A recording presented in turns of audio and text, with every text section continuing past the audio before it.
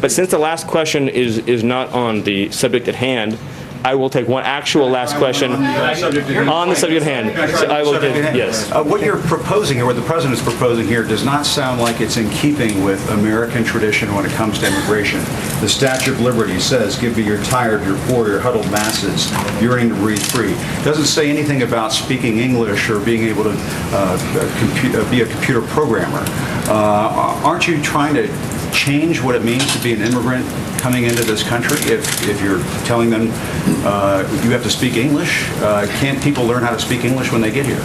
Well, first of all, right now, it's a requirement that to be naturalized, you have to speak English. So the notion that speaking English wouldn't be a part of our immigration systems would be actually very ahistorical.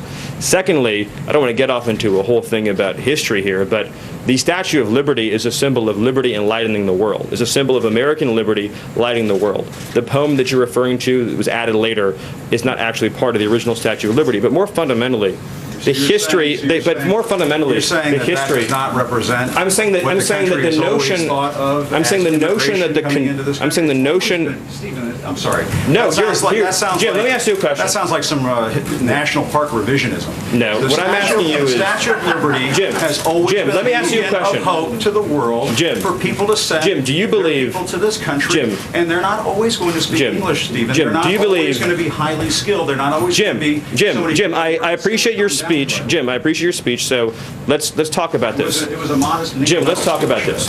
In 1970, when we let in 300,000 people a year, was that violating or not violating the Statue of Liberty law of the land? In the 1990s, when it was 500,000 a year, was it violating or not violating the Statue of Liberty law of the land? Was it violating? When it was 700,000 a year. No, tell me what years. Tell me what years. Tell me what years meet. Tell me what years meet Jim Acosta's definition of the Statue of Liberty poem law of the land. So you're saying 1 million a year is the Statue of Liberty number. 900,000 violates it, 800,000 violates it. You're sort of bringing a press one for English philosophy here to immigration, and that's never been what the United States has been about, Stephen. But you're also your statement's also shockingly ahistorical in another respect too, which is if you look at the history of immigration, it's actually ebbed and flowed. We've had periods of very large waves, followed by periods of less immigration and more immigration, and during we've had a period of immigration right now. The president wants to build a wall. You want to bring about a sweeping change to surely, Jim, you don't actually think that a wall affects green card policy. You couldn't possibly believe that, do you? Actually, the notion that you actually think immigration is at a historic law, the foreign-born population in the United States today, with the Jim, new chief of staff on Monday talking about how border crossings. Do you really? I want to be serious, Jim. Do you really at CNN not know the difference between green card policy and illegal immigration? Sir, you really don't know that? Cuban immigrant. He came to this country in 1962, right before the Cuban Missile Crisis, and obtained a green card. Yes, people who immigrate to this country can eventually. People who Jim, immigrate as a to this factual country question, through, not through Ellis Jim, Island, as a factual question, ways do obtain a green card at some point. They do it through a lot of hard work, and yes, they may learn English as a second language later on in life. So, but this Jim, this whole notion of they could learn, they have to learn English before they get to the United States. Are we just going to bring in people from Great Britain and Australia? Jim, I have to honestly say, I am shocked at your statement that you think that only people from Great Britain and Australia would know English.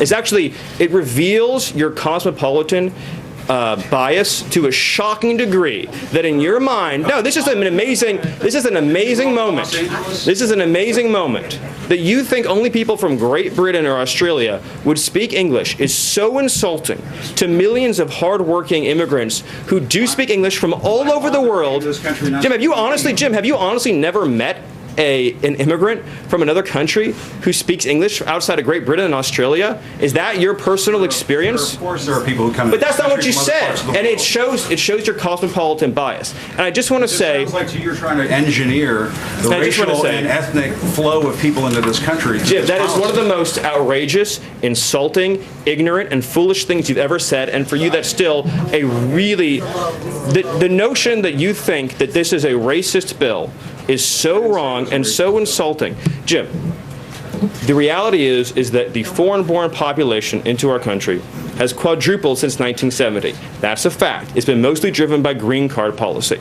Now, this bill allows for immediate nuclear family members to come into the country, much as they would today, and then it adds an additional points-based system. The people who've been hurt the most, the people who've been hurt the most by the policy you're advocating are What policy am I advocating? apparently just unfettered, uncontrolled migration. The people who've been hurt the most by the policy. What you're doing is for The people who've been hurt the most by the policy that you're. The people who've been hurt the most by the policy you're advocating are immigrant workers and minority workers and African American workers and Hispanic Are you workers. targeting And it the has African no. American community now? You brought it up again. You said you wanted to have a conversation and not target. Is it going to be a target? This is now? what we want to If you're do. Using the African American community, are you going to target? I'm not trying to be funny. but Right, you and keep I know what you're this. saying. What you're saying is 100% correct. Thank you. We want to help unemployed African Americans in this country and unemployed workers of all backgrounds get jobs. And insinuations like Jim made, trying to ascribe nefarious motives to a compassion immigration measure designed to help newcomers and current arrivals alike, is wrong. And this is a positive, optimistic proposal that says 10 years, 20 years, 30 years from now, 10 years, 20 years, 30 years from now, we want to have an immigration system that takes care of the people who are coming here and the people who are already living here by having standards, by having a real clear requirement that you be able to support yourself financially, by making sure that employers can pay a living wage. That's the right policy for our country, and it's the president's commitment to taking care of American workers. I apologize, Jim, if things got heated, but you did make some pretty rough insinuations. So thank you. Thank you. Thank you, and I'll hand it over to Sarah. I think that went exactly as planned. I think that was what Sarah was hoping would happen. I think that was exactly what we were hoping to have happen. Thank you. That's the question. Thanks, Stephen. Thanks.